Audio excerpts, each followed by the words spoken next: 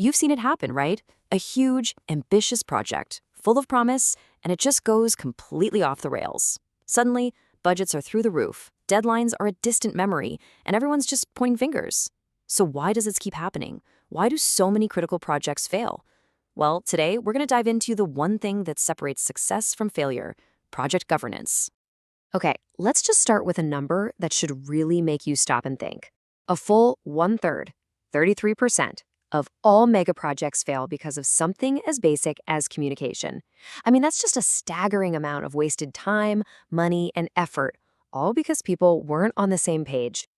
And it gets even worse. More than half of all projects get hit with a major blow to their schedule, their budget, or what they were supposed to deliver in the first place.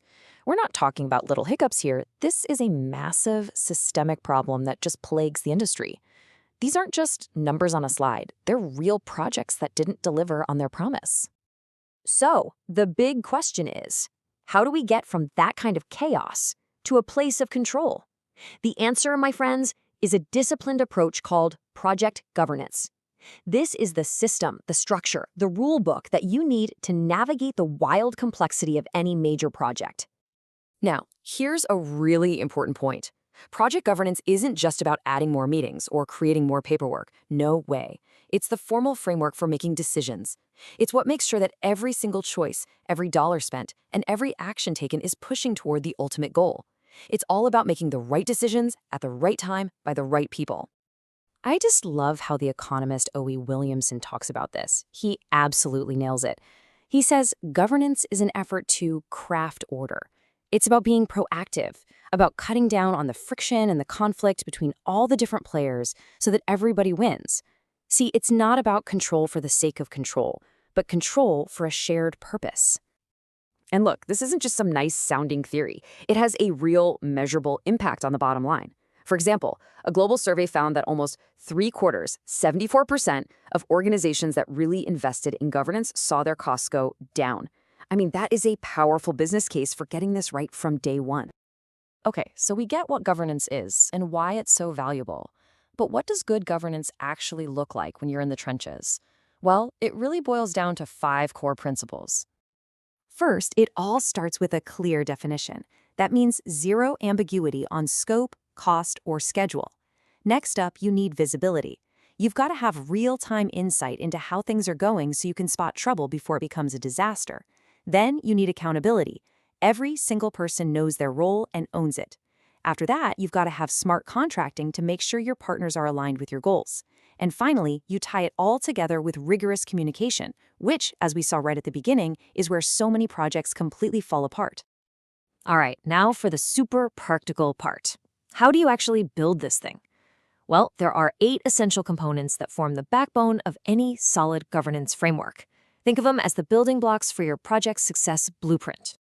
Now, I know this might look like a long list, but it's really about creating a complete system. You've got the big picture framework and the nitty-gritty of roles and responsibilities.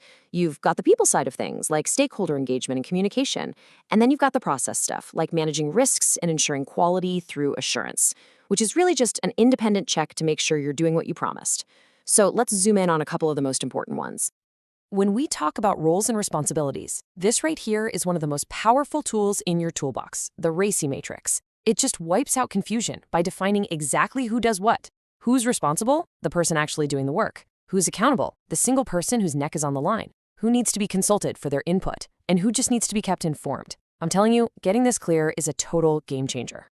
Okay, another huge one is stakeholder engagement. And what's really crucial to remember is that stakeholders isn't just one big blob of people.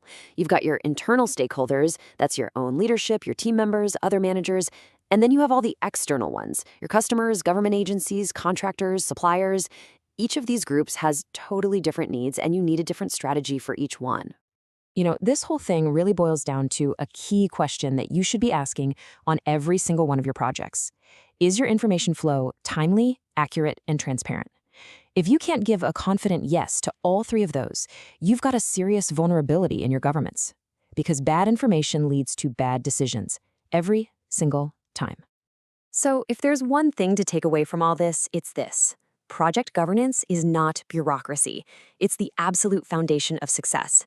Committing to a strong framework right from the very start is the single most important thing you can do to deliver a project on time, on budget, and to the quality you promised. And that leaves us with one final thought. Take a good, hard look at your current project. Is your governance a clear blueprint for success, guiding every decision with purpose? Or, if you're being really honest with yourself, is it a shaky foundation just waiting for the cracks to show up? The answer to that question will absolutely determine your project's future.